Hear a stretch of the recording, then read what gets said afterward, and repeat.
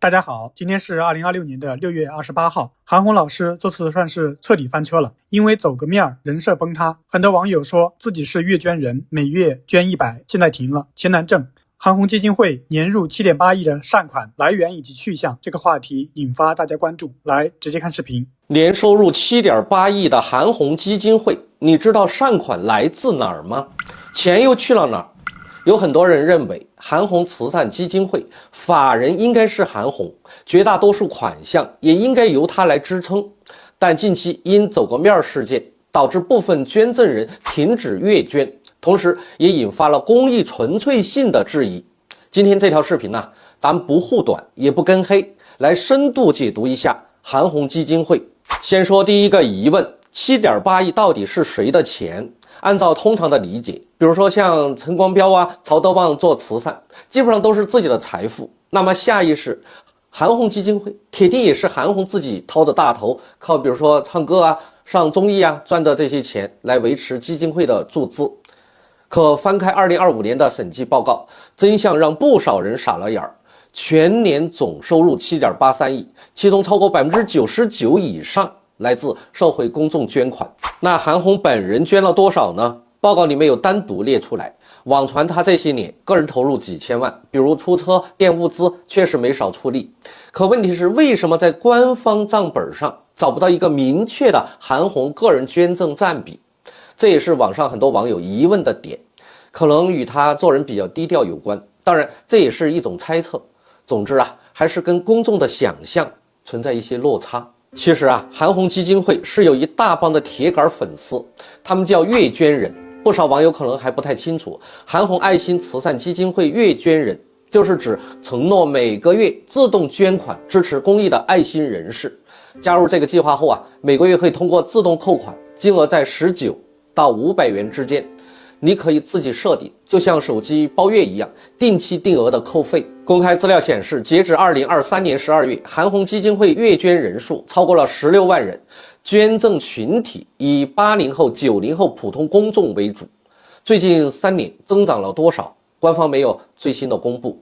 第二个疑问，很多人翻看登记信息时发现，韩红基金会的法人竟然不是韩红，这正常吗？我查了一下相关的行规，这里头其实埋着一个门道。2016年慈善法实施后，为了降低个人权利过度集中带来的合规风险，像这种大型的基金会啊，开始实行了专职法人制。说白了，就是法律角色分离，让专业的人做专业的事儿，避免一个人说了算。这么看，法人不是韩红，的确合法合规。可话又说回来，公众心里认的是韩红这块慈善女王招牌呀。当法人换了人，权利和责任变得模糊起来，这种制度设计会不会反而让普通捐款人的安全感打了折扣？这背后的理儿需要大家独立思考。第三个疑问，也是最要命的疑问，这些钱到底花哪儿去了？为什么总支出才2.9亿，剩下近5个亿躺在账上，而高管一年拿60万，真的合理吗？公开资料显示，2025年基金会领薪员工一共86人，全年工资总额1285万，算下来普通员工人均年薪差不多14.9万，理事长和秘书长年薪双双突破了60万，而管理费用835万，整体运营开销占了总支出的7.3%。请注意，按照国家基金会管理条例来看，规定的上限是10%，那么韩红基金会属于中等偏上，但合规合法。但也有数据显示，全国普通基金会秘书长年薪的中位数只有9万来块钱，这一下子高了将近7倍。虽然符合国家规定，但有些网友还是有疑问，是否合理？还有就是大家忍不住想问60万年薪请来的高管，到底是靠专业的本事把善款管得更好，还是说非得请这么贵的管理人员？这几年大家赚钱都不容易啊，不少月捐人甚至是省下了吃饭的钱在做善事，结果机构开销却蹭蹭往上涨。2025到2026一年间涨了30%，这个步子是不是踩得有点猛？当然，还有一部分网友认为，他们说别拿小作坊跟大机构比啊，韩红基金会干的都是什么活？进灾区搞基建，上高原做义诊，跨省转运物资，没几个懂行的项目经理、财务主管根本搞不下来。因为他们坐在北京办公室里，年薪60万不算高啊，开个120万也没啥。